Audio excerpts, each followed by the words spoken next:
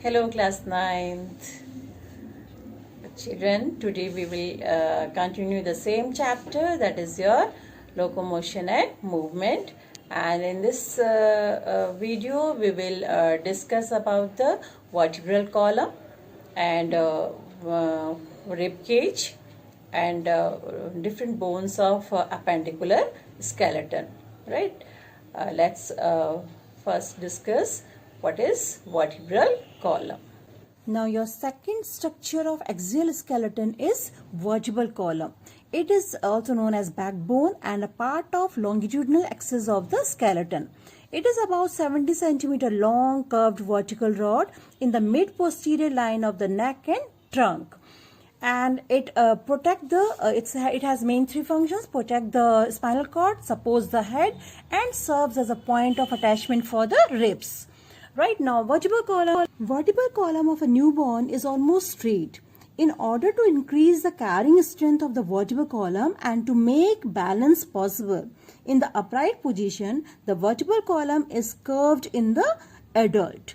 Now, the vertebral column of human is formed of 33 ring-like bones, and what they are called vertebrae. It encloses a continuous cavity called vertebral or neural canal that houses the spinal cord. The 33 vertebrae are divided into 5 groups. Now first is called cervical, which is present in your neck region, and they are how many? 7 in number. These cervical vertebrae are 7 in number. Thorax portion, and they are 12 in number. Lumbar vertebrae, they are present in abdomen portion, and 5 in number.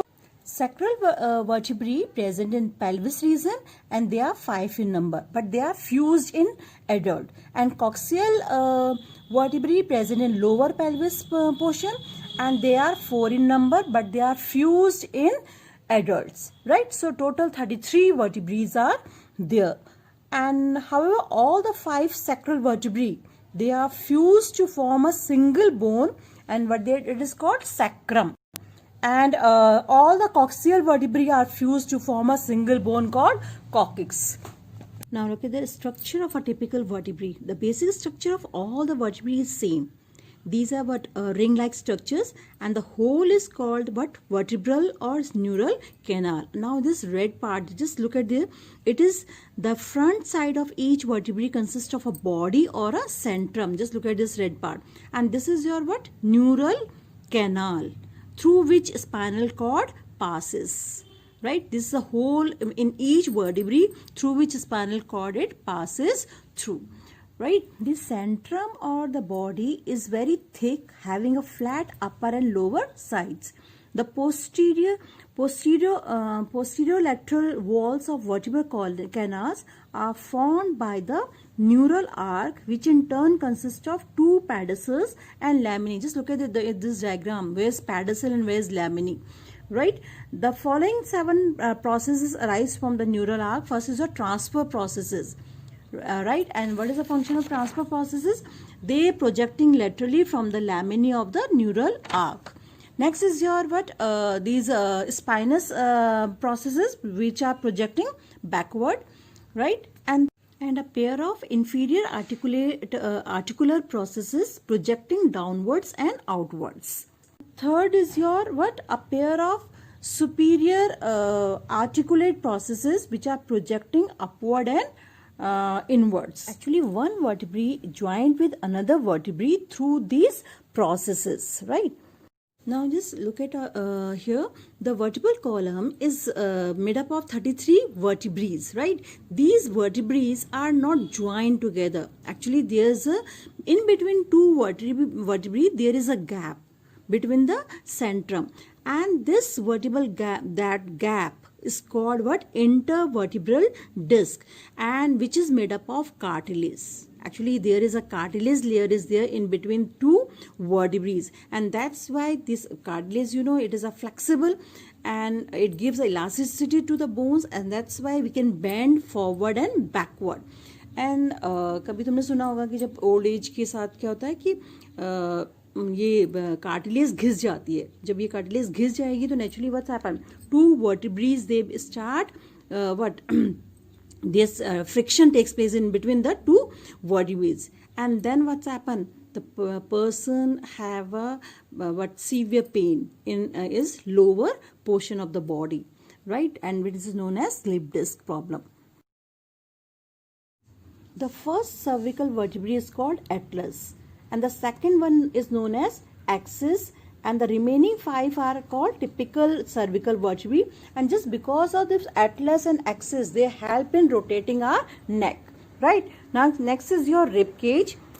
12 pairs of ribs along with vertebral column and sternum forms a bony cage of thorax, and the ribs are curved bars. They articulate means joined movably with the thoracic vertebrae at the back and the sternum in the front. Now first 7 pairs of ribs are directly attached to the sternum in front, and these ribs are what they are called true ribs. What they are called? True ribs. And the sternal part of the next 3 pairs of the ribs are attached with the sternal parts of the 7th pair of ribs and are called false ribs. So 8th, 9th and 10th are false ribs, right? And first to 7 are true ribs. Whereas the last 2 pairs of ribs, that is your 11th and 12th, are free in front, and hence they are known as floating ribs. Okay, but they are called floating ribs. Next is your sternum. The middle part of the front chest wall is supported by somewhat dagger shaped bone. Dagger shape means katar shape. वो जो कटार या खंजर जो होता है, right? And it is known as sternum. The sternum actually it also protect your what is the function of this rib cage? It help in production of your lungs and heart. These two are very delicate part of your body, and they are protected by rib cage and sternum. Right. Let's talk about the appendicular skeleton. You know, axial skeleton has 80 bones and appendicular skeleton has total 126 bones. And bones which are actually that are appended or attached to the axial skeleton constitute the appendicular skeleton, and they consist of girdles and limb bones. Limbs means hands and legs bones. Let's discuss first bones of upper limb. Each arm is supported by 30 bones. First one is your humerus present in the upper arm. Second is your 2 bones radius and ulna in the forearm. Then is your 8 carpus in the wrist and 5 metacarpus in the palm, and 14 small phalanges present in fingers. And thumb has 2 phalanges and each finger has contained 3 phalanges, right? Next is your bones of lower limb. In each lower limb there are present 30 bones, and these are first femur. Now femur has present in the thigh, tibia and fibula in the shank, that is the lower leg, and 7 tarsus in the ankle, 5 metatarsus in the sole, and 14 phalanges in the toes. Patella in the knee. So total 30 bones are there in our lower limb. Next is your girdle bones. Girdle bones consist of pectoral girdle and pelvic girdle. Pectoral means shoulder bone and pelvic is your hip bone, right? Pectoral girdle consists of 2 bones, clavicle and scapula. First we will talk about the scapula. Scapula, it is a large flat triangular bone placed in the posterior lateral part of the thorax. It is attached to the vertebral column and ribs by muscles. A shallow cavity called glenoid cavity is present at the lower end of the scapula, and the head of the humerus, that is your upper arm bone, it articulate or joined with this cavity. Next is your clavicle. Clavicle is commonly known as collarbone, and the pectoral girdle is joined to the axial skeleton by articulation of clavicle with sternum. They are a pair of clavicles, right? Pectoral girdles plays an important role in the movement of arms. The other girdle is pelvic girdle or hip girdle. It consists of 2 coxal or hip bones. Each hip bone consists of 3 bones.